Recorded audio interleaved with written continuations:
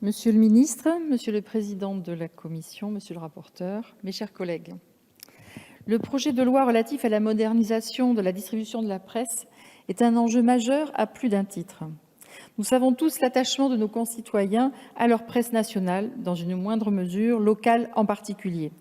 Cet attachement a autant à voir avec la nécessité de l'information que celle du débat d'idées et donc du cadre démocratique dans lequel il s'exprime. C'était d'ailleurs là un des enjeux auxquels la première loi dite Bichet s'était attelée.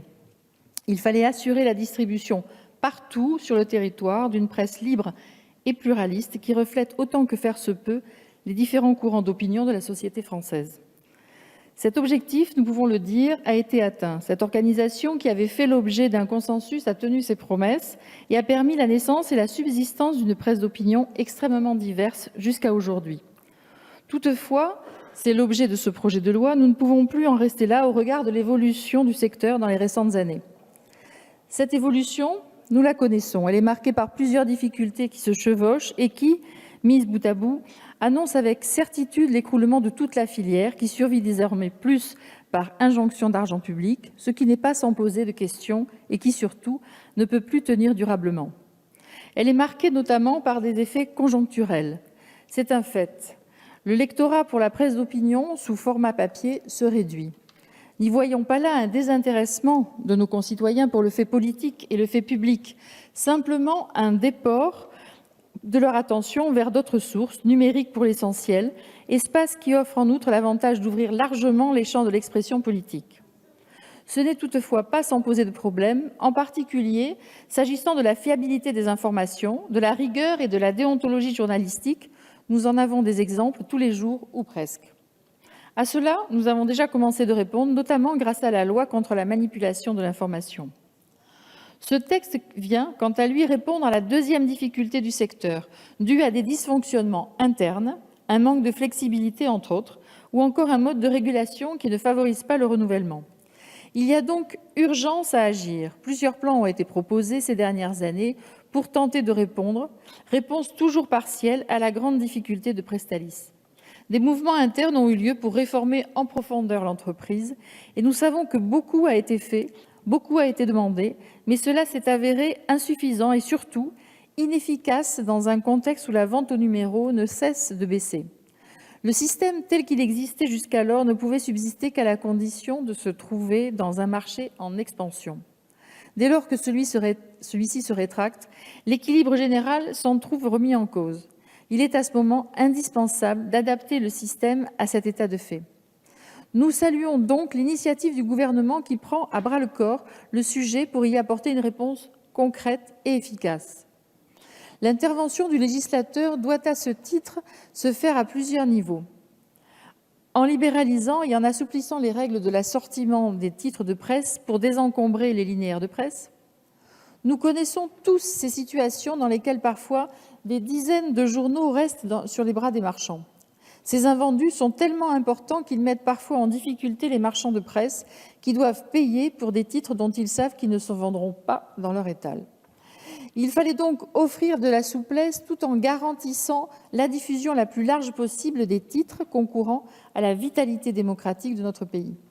À ce titre, il était indispensable de préserver le droit inconditionnel d'accès au réseau de distribution de la presse pour les publications d'informations politiques et générales, IPG. En encadrant la diffusion numérique de la presse afin que ces nouveaux acteurs entrent à leur tour dans le cadre démocratique et se plient aux règles du jeu communes. Les kiosques numériques se trouveront ainsi soumis à la réglementation en vigueur et seront tenus de proposer une variété de titres, reflet de multiples sensibilités de l'équation sociale et politique française. Cela va dans le sens de la régulation du monde numérique que nous avons initiée depuis plusieurs années et qui est désormais européen et mondial. L'autre enjeu de taille est la mise en place d'un régulateur du secteur, enfin efficace et débarrassé des soupçons de collusion et de conflits d'intérêts qui pouvaient exister entre ses membres et qui se trouvaient être les mêmes au debout de la chaîne. La proposition faite par le gouvernement permettra, à n'en pas douter, de réguler le secteur de manière plus efficace en mettant fin au système bicéphale qui rendait l'ensemble trop complexe et inapte à la décision.